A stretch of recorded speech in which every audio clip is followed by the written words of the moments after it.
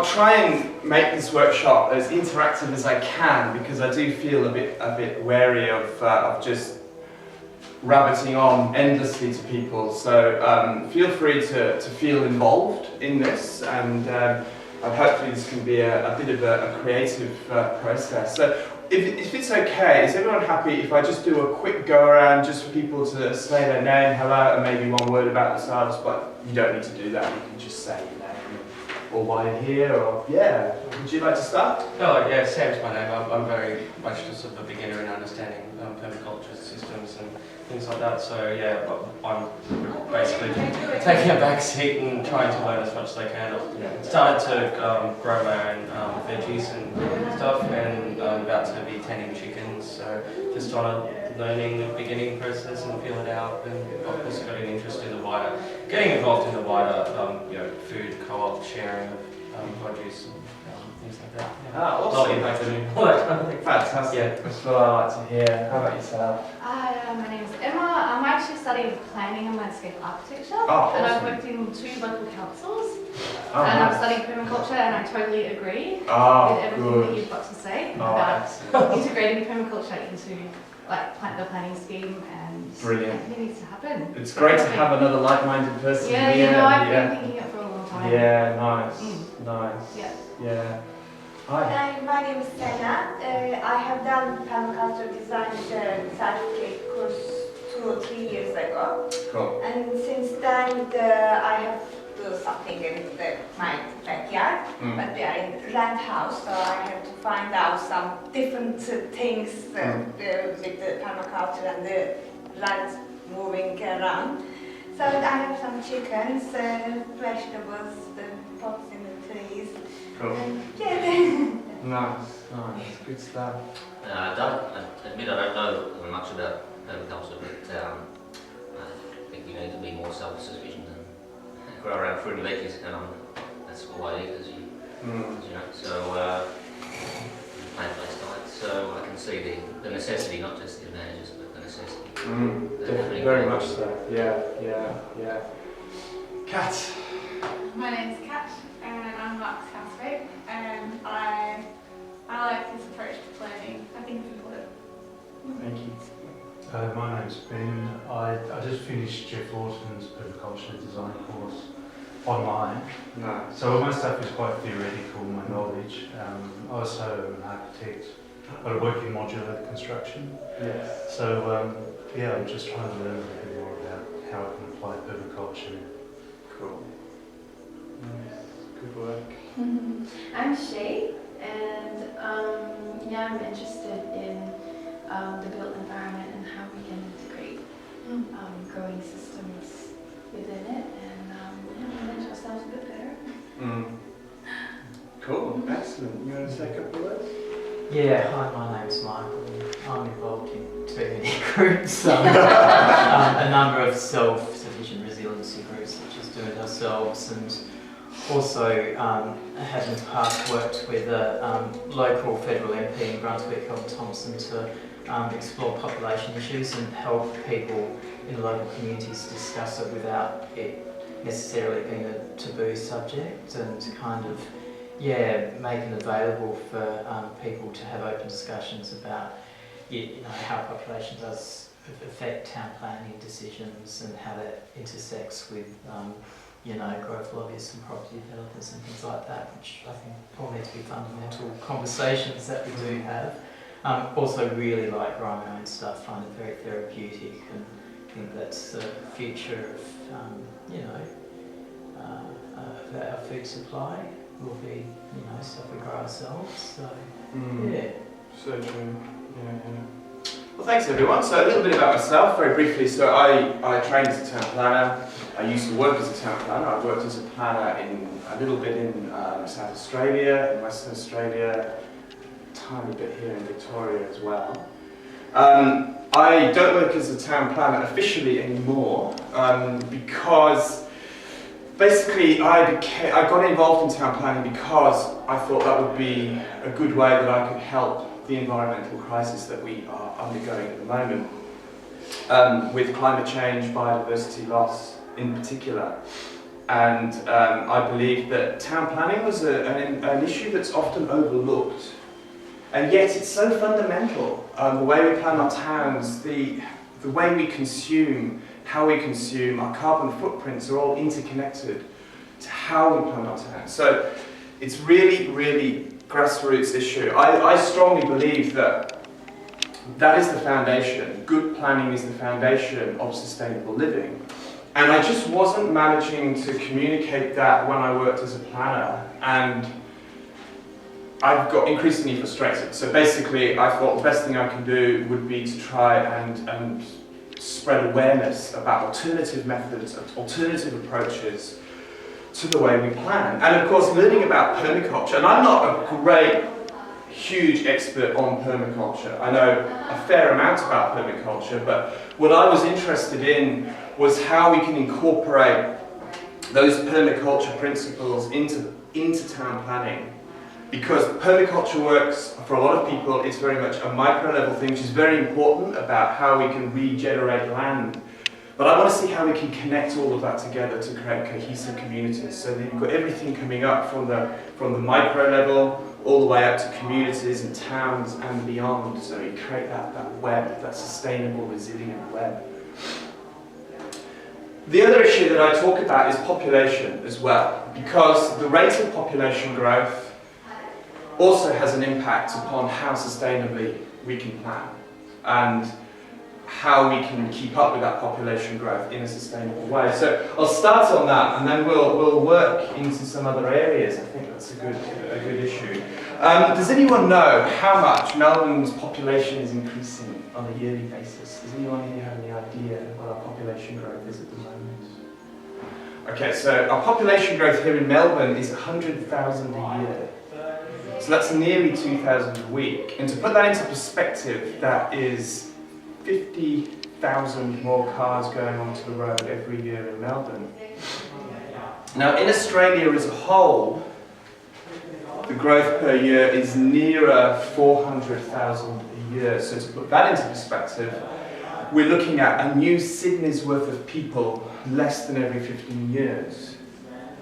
So we do have very, very large rates of population growth. Now, most of this population growth is done for purposes of raising GDP.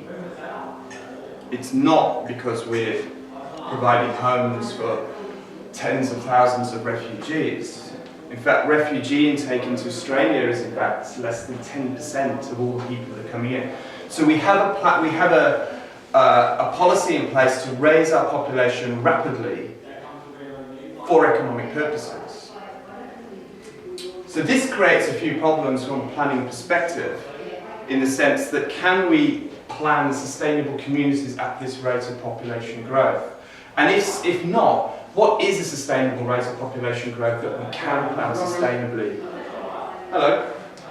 While at the same time maintaining a multicultural, welcoming community that shows compassion to people who are in need, which is what we as a country do very well, and something that we should be very proud of. So right now, the general planning approach is that we have a problem with suburban sprawl. I'm sure everyone here has a problem with suburban sprawl and how it's going out of control. Now, I'm sure I don't need to tell any of you here what the main issues with suburban sprawl are, but does anyone want to just brainstorm, why suburban sprawl is a bad thing, just to throw some things into the pot? The question of places on roads when Yeah, that's right. public So, transport, the big companies, the Yeah. development. yeah, that's right. Cars. Sorry? Reliance on cars. Yeah, so it places a massive reliance upon cars, yeah. Crime and police response, Yeah, domestic violence on the fringes. crime and police response, yeah. They're often poorly orientated. Poorly orientated, yeah. And isolated from jobs, so you really have to rely on Yeah. commuting long distances. Isolated from jobs, yeah. Any other ideas? Public transport. No public transport, no. No, there isn't. This is a very bad pen. Let's see if we can try a red one. No public transport, yes. New infrastructure creation? Was that?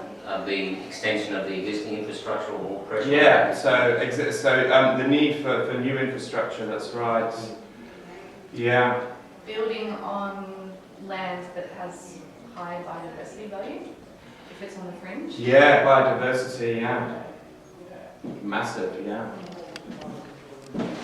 Cool. And adding to that prime agricultural land. And agricultural land, Cities yeah. built on very fertile soils. Agricultural land. And we need all the agricultural land. So that's right, so it means we have to go further, longer food miles. Longer food miles to get food to the centre of the city, or into the suburbs even. Yeah. Can I add one more thing? You may. If stuck in our suburb without proper infrastructure can be socially isolating, Yes. and this is particularly so in the Hume LGA for new refugees from Turkey and Syria, where so most recent refugees have located to Broadmeadows, and there's just a complete lack of services like translation and interpreting, and so there's a lot of social isolation from you know, a refugee So we're community. basically creating ghettos? Yeah, I'd say so. Can I add a comment? Yes, you may. Yes, of course. Loss of trees and green spaces creates heat islands with the intensification of development. Yeah. Yeah, heat And islands. less percolation of water. Well, in fact, it changes rainfall according to a lot of, and I've got Changes rainfall, yeah. Oh, I know. It creates inflation for all resources. Yeah. It raises the monetary value of land. So smaller and smaller plots of land become more and more expensive. That's right. Yeah, yeah. So true. homelessness and so on. Yeah, yeah, Debt. yeah. So it increases debts. That's right. So increasing feral wildlife. Yes, that's a very good point too. Feral wildlife. People will bring cats. More and more non-native animals encroaching into biodiversity. Yeah, and that's right. And then you have native animals who are struggling. You know, in northern New South Wales, koala populations are a massive, massive threat. And in fact, in Melbourne, 3/4 of all the mammals that lived in Melbourne, native to Melbourne, have been wiped out in the wider metropolitan area. So from an urban ecology perspective, you know, it's very important to have areas of land called wildlife adaptation envelopes to secure areas for native wildlife to acclimatise and be able to reconnect. Canberra kangaroos, sorry, that's... Yeah, kangaroos in Canberra. That's really occurring. That's right. Yeah. That end up being parking lots for shopping centres. You know. After finding the reason they were killing them was to save some labels and... The And legless also lizard, yes. What's that, sorry? To save the legless lizard. Oh no, sorry. They've had The different... dragon. Oh. Yes, the lizard population is massively under. There's a particular kind of frog, I forget which one, that's massively under threat from suburban sprawl. Oh, yeah. Growling grass That's frog. growling grass Yes, frog. the growling Oh, yeah. grass frog. That's Let's in not the forget. north, yeah. Yeah, let's not forget the growling grass frog. And I think habitat is being preserved, for at least at the council where I was working. Yeah, But that's right. it's still small in comparison. It's still small. I mean, there are obviously some councils are trying to do the right thing, Yeah. and there are, you know, plans in place, and you know, there are people who are trying to do the right thing. But the general pressure is such that over the longer period, if we continue to have suburban sprawl as the answer to our growing population, then these problems are going to intensify.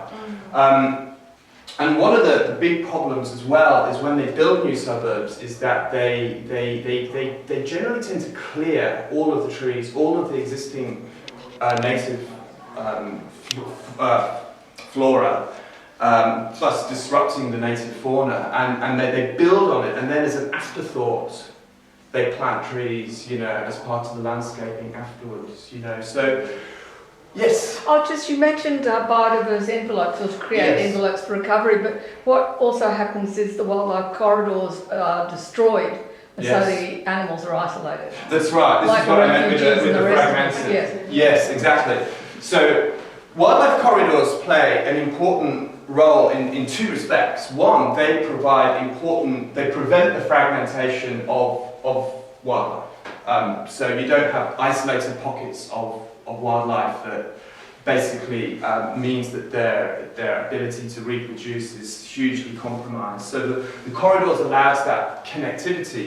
But wildlife corridors also have a secondary benefit in the sense that they provide passive recreation to local residents, local inhabitants, so that people can access wildlife. And when new suburbs are built, very little thought goes into creating these wildlife corridors. Very little thought goes into these bigger biodiversity pictures. And also very little thought goes into the fact that being able to walk into nature, having access to nature, is a very, very important thing for a lot of people. If you don't live close to nature, and especially for children, you know, from a young age, if you don't have that connection to nature, you're less likely to want to grow up to value nature, to care for nature.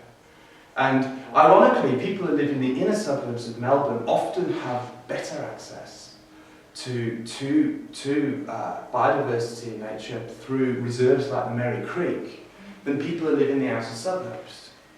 So that is another big issue of suburban sprawl, is we are losing, not only are we losing that biodiversity, but we're losing that proximity to nature that people need for their emotional well-being. And there's plenty of studies that have been put into it to show that if you live close to nature, you are happier, depression is lower, and all of that kind of thing.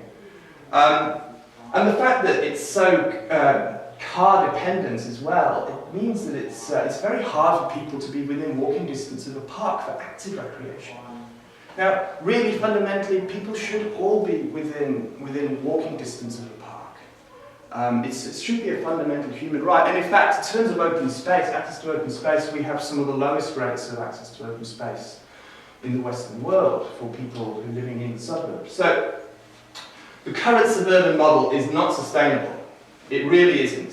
You're going to end up with higher carbon footprints, you're going to end up with longer commutes, more congestion as more people are funneled into the city. And the fact that it's so low density means that it's very, very difficult for small businesses and other concerns to set up in the outer suburbs. So there still is reliance upon coming into the centre to do your work. So it doesn't really deal with the problem of congestion in the long run, because you still have that problem. So what is the clever response, or so-called clever response now from a lot of people who think that we've got to stop suburban sprawl, we've got a growing population, what's the answer? Suburban sprawl is unsustainable, so what is the alternative that people generally tend to promote? Infill. Infill, yes, yes. This one is the complete waste elements. It's not even on that list. What's that? Is the waste that we create. Oh! The hard waste. Oh, hard waste, That's absolutely. storage and Yeah, yeah. those things are not even on that list. That's right. Yeah, it's so true, so true. So infill, yeah. Infill is the solution, the so-called magic bullet solution at the moment, and the whole thing is going on now about how Melbourne should become a high-rise city, how we're all in the future going to have to live in apartments and that kind of thing, and that is the solution to our problems. Does anyone here think that generally the apartment building boom that's going on in Melbourne, that the quality of the apartments is any good from a sustainable perspective? Do you think they're built for the long term? No. No, in fact we have some of the worst standards for apartment building you can imagine. I mean, last year a building in the Docklands caught fire because it's built with flammable materials. Latest news just in is that asbestos is coming into the country through cheap building materials, through plasterboard. The mentality at the moment with apartment building is to build them as cheaply as possible, and they're getting away with it. The system we have allows for very, very poor quality apartment building. What's the other major problem that we have in terms of the apartment problem we have? Can anyone see any other potential problem in terms of affordability? Okay, well, one of the big problems is that the whole idea of building high-rise is to stop suburban sprawl. But the problem is the demographic, the kind of people who could otherwise afford to live on the outer suburbs, because that's where the cheap land is, cannot afford to live in these apartments. These apartments are not built for people on low incomes. These apartments are being built for the overseas markets. They're being built for property investors. They're being built for negative gearers.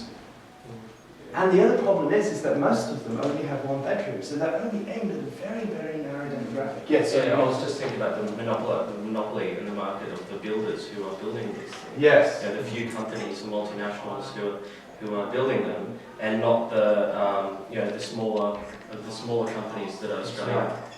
That's right. The battlers, so to speak. Exactly. Getting Yes. a road in to actually build it in these. That's right. So the apartment building boom in Melbourne has become an exercise in making quick profit very, very quickly. And they're riding on the back of the so-called green solution of stopping suburban sprawl by building high-rise. And this is the problem when we create a simple planning dichotomy. Planning is very, very complicated. Just in the 1950s and 60s, we used the excuse we can build out suburbia, the car is everything, we can drive everywhere, all of that kind of thing. We can do this, we can do that, we can do that. That was the magic bullet solution then. The magic bullet solution now is to build lots and lots of high-rise in the inner suburbs, and somehow that's going to stop. But what's actually happening in reality is that our population is growing rapidly, and both are happening. Suburban sprawl is continuing, because that is where most people who don't want to spend their whole lives living in a one-bedroom apartment and paying a massive, massive mortgage for the privilege of doing so, end up having to live because they want to maybe start a family or do all the things that the people want to do. So we've got to actually realise that this current dichotomy we're in of suburban sprawl versus high-rise is a big problem, and we've got to start looking for alternative solutions. Now the problem is, you see, is right now our population is growing so fast that it's very, very difficult for infrastructure to keep up. So the government really, really wants to put as many people as possible into the existing built areas to try and put as much pressure on the existing infrastructure as they can. But already, you know, the trains in Melbourne are packed in rush hour, and the plan is that Melbourne's population is going to double by 2040, and the plan is for most of those people to come into the inner suburbs. And also, going back to what Sheila said before about heat islands being created, if we rely too much upon high-rise in the inner suburbs, we start to lose the walkability and the village atmosphere, the green spaces, the gardens, the trees, the ability for people to do permaculture, the ability for people to grow food. You know, I used to live in Reservoir, and we lived in a garden, and we had a garden that was rich and beautiful because Italian migrants had come there in the 1940s and had lived there for many, many decades and built the soil up. Beautiful, beautiful soil, you know, and we created an amazing food forest there. Well, amazing, it was amazing for us to work on it. I don't know how amazing it actually was, but I don't want to blow my trumpet, but it was amazing experience to create a food forest there. And the house got bought, and it got pulled down, and all of the soil got scraped away. All of that beautiful soil got scraped away, and it's all concrete now. So from a permaculture perspective and a food forest perspective, and becoming resilient in how we live and get food closer to us, and preserving biodiversity and preserving those green lungs within the city, if we just have a policy of we're going to build high-rise, we're going to build apartments, we're starting to lose some of the resilience, some of the permaculture resilience that we already have potentially in the inner suburbs. Now, this doesn't necessarily mean that I think that we shouldn't build any high density at all. I actually think, you know, there is space in the inner suburbs for some well-designed, well-placed apartment blocks, warehouse conversions, and there's been some nice examples of good conversions and that kind of thing. But we must never lose sight of the need for housing diversity. We must never lose sight of the fact that if you can't just put everyone in apartments, people at different stages in their lives need to live in different situations. And suburbs should be able to accommodate that, so that someone, when they're young and single, wants to live in an area, they may want to be in a one-bedroom apartment, they may want to start a family, they may want to move into a larger residence. When they retire and they lose their mobility, they may want to downsize again. People should have the right to do that all in the same suburb. It's called intergenerational equity.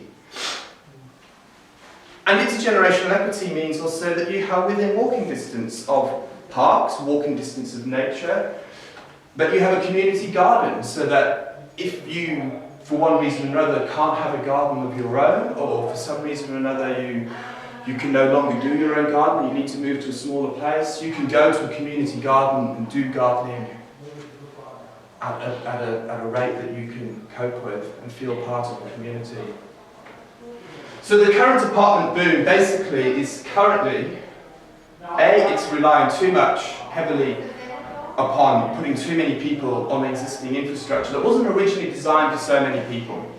And one of the other problems, of course, is you have to retrofit all the time, like the new tunnel they're building, the new metro tunnel, the railway tunnel, which is, I'm not against that, I think that's a good thing, but there's only a certain number of retrofitting jobs you can do to try and fit more and more people into existing infrastructure. So we need to start taking a more permaculture perspective, going into neighbourhoods and saying, yeah, we could build some apartments there, but we also need to leave that green space is important, that tree is important, these local businesses are important, we don't want to gentrify this area, because another problem also with building high-rises, it gentrifies areas and pushes poorer people out of the inner suburbs, ironically, into the outer suburbs.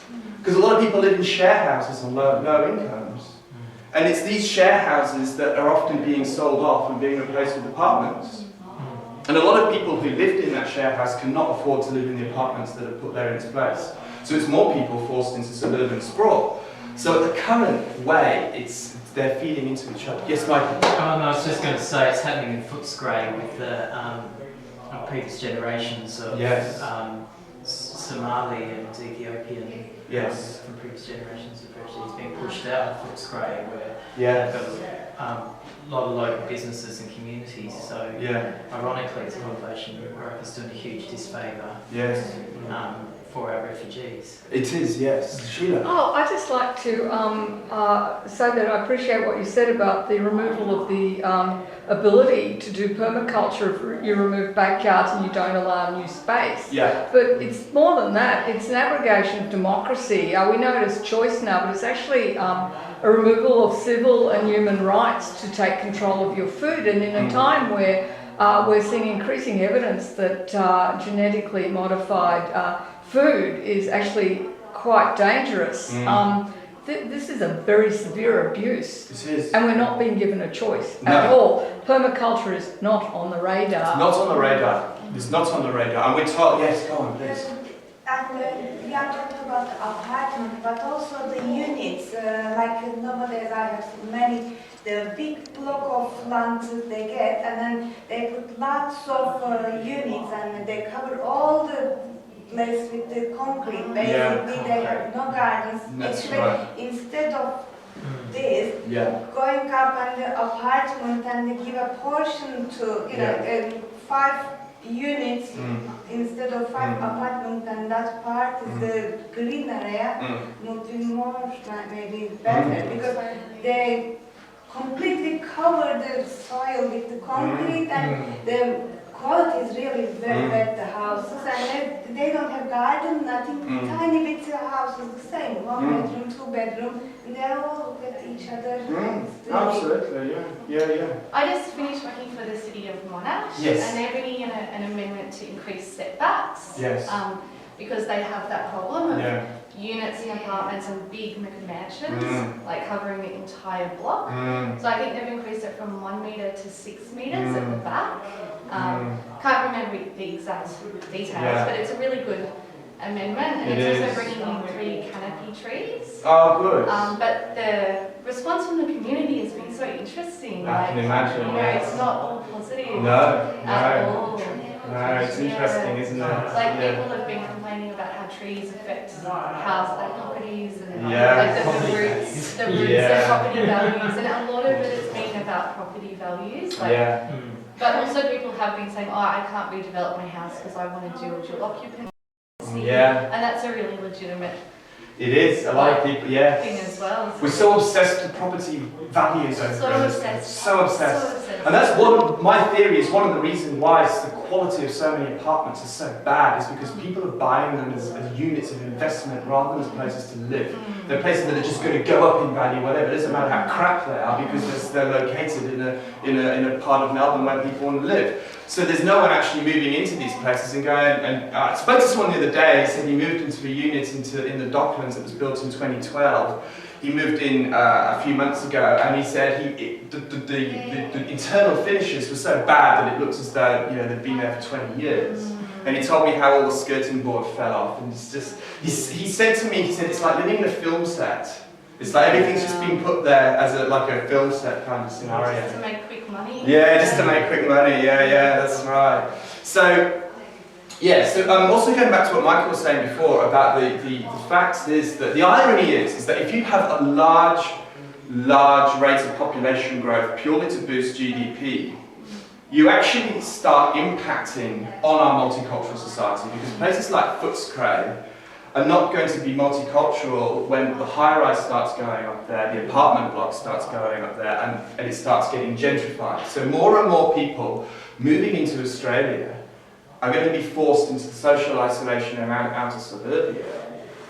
So, and unfortunately the same neoliberal thinking that says we should increase GDP by increasing our population rapidly is the same thinking that doesn't want to put money into infrastructure because infrastructure costs money that they don't want to pay for, because in order to pay for it you either have to raise the GST or you have to go into debt, and these are politically very, very difficult things to do because the whole idea is it's all about small government.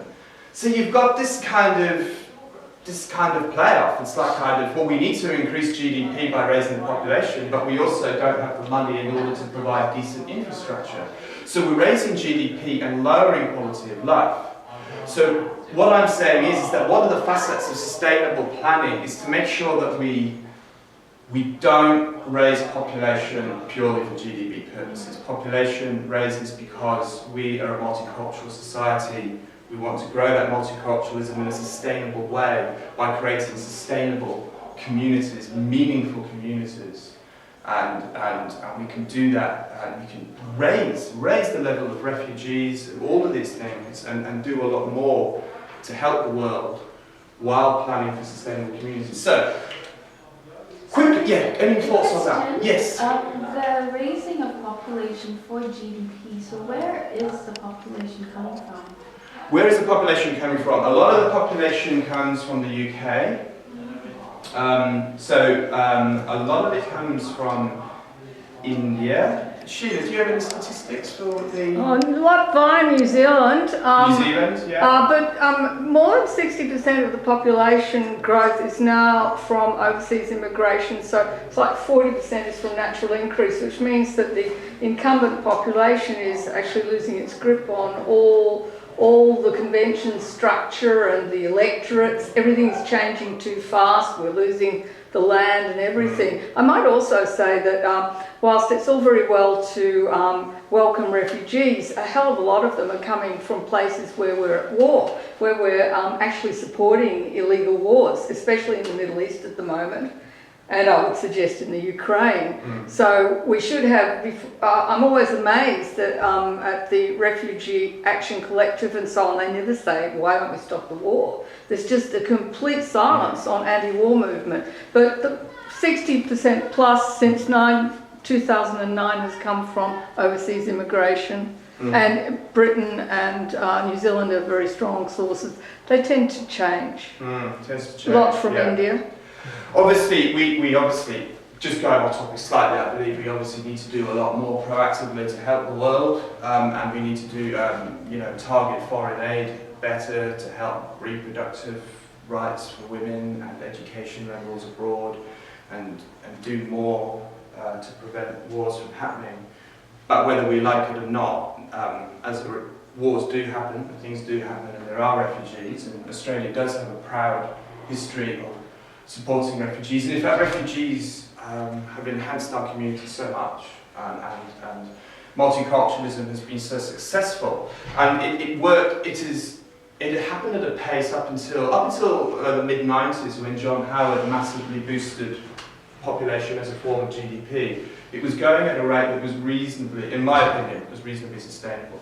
So I think population is an issue. It's a difficult issue to talk about, but I think if we understand the fact that if we create planning solutions to deal with a high population growth that are not socially or environmentally sustainable, it doesn't benefit any of the people that come here. I have met Europeans, people who came over here from Greece and Italy, and I've chatted to them in great detail. And to be quite honest with you, a lot of them say that they will go back to Europe when they lose their mobility, when they lose their ability to drive a car, because they live in a situation at the moment where they're so completely car dependent and they can't afford to live in the inner suburbs. They just can't afford it. They're priced out. They're so priced out. To add to that, I knew a few years ago an Indian family living in South Moraine. One was a bio-researcher, but they came to Australia for the promise of employment here, but there wasn't, so he was working as a taxi driver. Yeah. He says, loves Australia, feels so socially isolated, we're going to have to move back home. So there are all these stories of just people being affected by the promises of what life is like in Australia that doesn't materialise, these promises of all these jobs here that just aren't. Especially out in South Moraine, especially there's nothing out there. They kind of market the dream, and the dream doesn't happen. However, if we create a non-neoliberal system of planning, and which we create sustainable, resilient, permaculture-based communities, we will be better able to plan for world events such as major climate change, in which case we have lots of refugees, in a more resilient way. But I'm just saying that the current rate of population growth and GDP is unfortunately not sustainable on any level, including for the people who come here. That's the position I put forward. Yes. I'm sorry. When you talked about climate change and environmental refugees, I think we forget that all of the population growth and density in Australia is on low-lying, nearly all of it, low-lying coasts. So I don't understand why we think we're going to be able to have this great responsible attitude, because we're going underwater. Yeah, well, exactly. We may end up being mad. Well, exactly. To be quite honest, I don't know what the future's going to be. I don't know, and the worst case scenario I don't want to even think about, but there may even be a situation where we want to be, we might be refugees ourselves one day. Yes. I think the idea behind creating permaculture-based communities is to try and be as adaptable as possible to changing circumstances. I can't guarantee that they will always, that system will always be able to adapt to every kind of scenario, but at least it gives us a fighting chance to be able to adapt and to that kind of thing. So we've looked at suburban sprawl and we've looked at urban consolidation. What do you think is probably a more sustainable option? Obviously, we need to. Could you just tell us what the infrastructure debt is at the moment? Yes, so every additional person has about between $200,000 and $3,000 per person infrastructure costs, and $700 billion infrastructure deficit at the moment. So we've got a long way to go to catch up with the infrastructure debt. So obviously, once we've slowed population growth down to a more sustainable rate, what do you think would be a good approach that gets outside of this dichotomy of 100% sort of urban consolidation, build apartments to deal with the doubling of the population versus suburban sprawl? Are there other approaches that we think we should take to deal with a slower rate of population growth? Yes. Sorry? Well, someone said local re-empowerment, so people can actually limit the number of new buildings in their community. Local what, sorry? Local re-empowerment, local relocalisation, relocalisation, so that people, because yeah. that's what the local governments used to do until their powers went to the state government, which is sort of owned by property developers. Yeah. Major property And also developers. like co-housing, like Yes. obsession with single dwelling. Yes, co-housing. These are not good pens, folks. But that's And- alright. And going up is fine, but if it's like 2 to 3 stories, like Yeah. I think it's Co-housing, fine. going up can be fine, yes, as long as it's part of a wider diversity. Yeah, absolutely. Yeah. As long as it's not a magic bullet solution, it has its Yeah, place. it's part of the bigger picture. Part of the bigger picture, yeah. Any other ideas? I think shifting incentives away from, like, because currently there's lots of incentives to build investment properties, but shifting incentives towards more like sustainable permaculture. Yeah, that's right. So more incentives to do the right thing, yeah. Like in Norway or Sweden, they have incentives to buy electric cars. Yeah. You get to travel for free on the tollways and Mm. all these privileges. Oh, thank you. It's just like, Cheers. I mean, you could do things like that.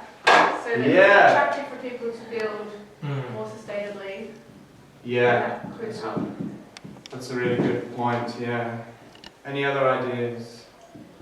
More community gardens, so for Community example, if you gardens. do have increased density and lesser gardens, Yeah. personal gardens, well, then there's at least something like a ceres or a sprout Yeah, or stand indeed yeah, on every street. yeah.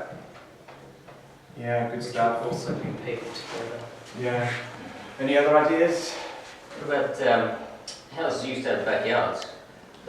They still do, but they're smaller, Mm. and house price hasn't gone down, so I'm sure that makes more money for the developers.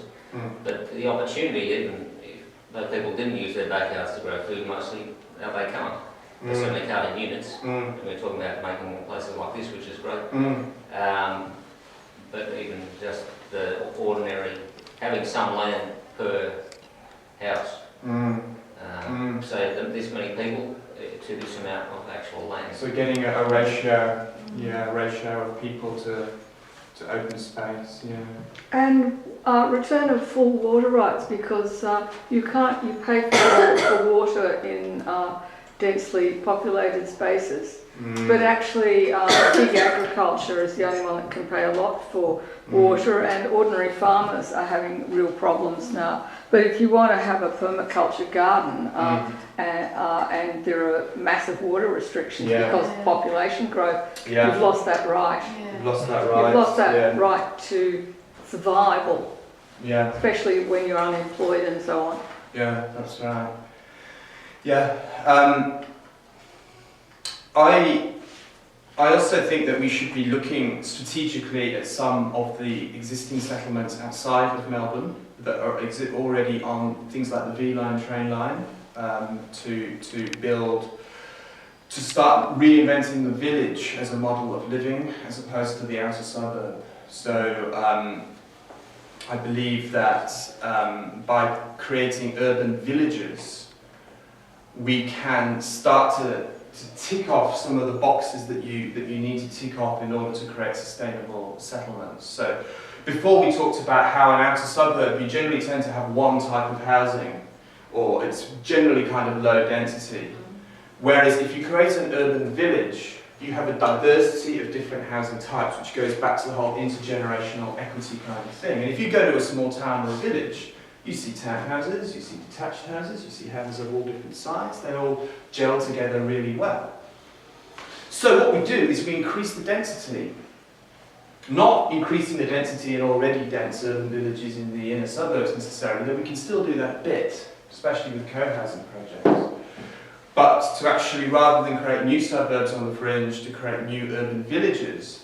One of the advantages of them being denser is the fact that it then becomes more economically viable for public transport to service those areas. So ideally, you would, even if there's not currently a train accessing the area, if you build urban villages strategically in such a way that at a later date becomes economically viable to bring the train line out to that area, or alternatively, you build them along the areas where there are existing train lines. Yes. Oh, I was just thinking, Yes. energy economizing architecture thing is where in Europe you have, say, two-storey houses joined to each other so that they don't lose heat, because everything costs more. Yeah, the townhouse is also another very important issue. Townhousing, right now, again, it's this belief that we either have apartments, high-rise, or we have your Jennings home. Whereas you go to the inner suburbs of Melbourne, the very expensive inner suburbs, the predominant kind of house there is the townhouse. Now I'm saying that we should start focusing more on townhousing as a predominant way of living, rather than being forced to choose between a shitty apartment or a Jennings home. And there is space in the middle suburbs as well, in the suburbs that were built in the 50s and 60s. There are a lot of houses in those suburbs that are already on the train line, this like Reservoir, that are very asbestos-ridden, very energy inefficient, for really not good housing stock, which could be, in certain cases, be replaced with well-designed townhouses. But we don't want to scrape away all the soil in the gardens of these houses as well. So we need to start thinking also, if we do pull down an old 50s house that is really, you've got the little fan heaters going through the winter and trying to, the gaps under the doors, and it's just like, why are we living in this house? We could live in a brand new townhouse and we could fit 2 or 3 more families in the same area. But we don't need to scrape away all the garden and chop down all the trees. It's like, let's just scrape away the building envelope and incorporate that beautiful soil and the beautiful trees that are already there, so that the neighbourhood has that continuity. So that we don't just have to start from scratch, because it takes decades and decades and decades to get soil back. The microorganisms, all that kind of thing. So to me, that's part of the solution. Focus more on the middle suburbs where heritage issues are not such an issue. The houses weren't built to be very resilient in the first place. We can focus on creating more townhousing there, which is walking distance to existing railway lines, as long as we make sure that we value the gardens and the soil and the trees that are there. The other option, of course, is to look at the existing inner suburbs, how we can create new developments that enhance the community, not detract from them. So we can create apartments, but converting old warehouses, using recycled bricks, that kind of thing, so that it enhances the village atmosphere and doesn't detract from the overall walkability of the neighbourhood. And also focusing upon expanding some of the small towns, very small towns. Looking at expanding big towns like Bendigo creates a suburban sprawl issue in its own right. So, the whole Bendigo solution has its problems as well, because there you need to start retrofitting and all of that kind of thing. But in areas that are currently within the urban growth boundaries, if we create denser urban village kind of living, it means we create the space for those natural corridors. We prevent the fragmentation. We allow people to be within walking distance of nature. We allow the ability for public transport to create an economic argument to bring public transport out to those areas. They also have the potential to become self-contained communities economically, so people are less likely to need to have to commute into the city, especially with modern technology and internet and all of that kind of thing. And then you can start to create local businesses that can thrive there. Bakers, farmers markets, that kind of thing. Yes? I'm sure sorry, but seeing as you mentioned business, and this is Yes. a part of my own work, people forget that if you have pressure population growth, if you have rapid population growth, this raises the price of everything, and it makes any small to medium businesses, they can't compete on the world market because we have the highest land prices almost in the world, high energy prices, and it just means people go broke. So really you have to slow down the population growth somehow, as far as I can see. There's no doubt, there is no doubt that the current rates of GDP related population growth does not allow for sustainable planning outcomes. Because if you have a I was just thinking because of the cost of housing, it means that like the big chains are the only ones that are they're the ones who invest in it, and the banks. Yes. But they get in first, and then they establish what That's that place right. is. It's all about the coals and the Woolworths Yeah. and the yes. driving. You know, it's all about this is all. It's all tied up. Yeah. We want to increase the population for GDP, and Coles and Woolworths and the big business get to benefit. Greenfield development. I went to court to help a planner at the Banyule Council for a development that should not have been allowed in a particular zone. It was zoned as a bush garden zone, and they wanted to build really, really poor quality unit development there. And the main argument of the lawyers that were there on on behalf of the developer was that our population is growing rapidly. This is within a 20-minute walk of a train station. This is more important and needs to overrule this thing. So they're using population growth as a way of justifying rapidly built and as a way of saying, well, we don't have time to reconsider and think about co-housing. We've just got to get these things built as quickly as possible. When I worked as a planner in Perth, there'd be a certificate at the end of the week for the person that ticked off the most planning applications.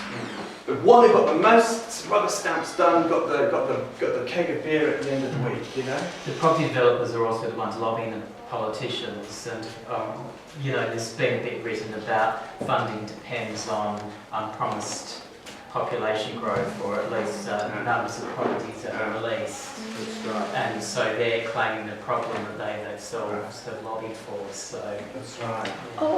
There's the nexus between state government planning and state government advertising and sponsorship for immigrants is very rarely, for business migrants, is very rarely appreciated because people think it's all decided at national level, but it's all decided by the states. They've been driving it since the Kennett government, about 7 years into the government. They changed the definition of a rural immigrant to cover the CBD of Melbourne and then Queensland and then Perth. So you've got the government saying, we've got this terrible population growth, so we have to do away with all your rights and plan in a frenzy, and yet they're advertising. Every single state has this huge advertising. So they use it to feed into each other, which is the mechanism of the neoliberal thing. So what I'm saying, so I'm saying that we slow population growth down and focus more on doing what Australia does best, which is multiculturalism and a sustainable way by creating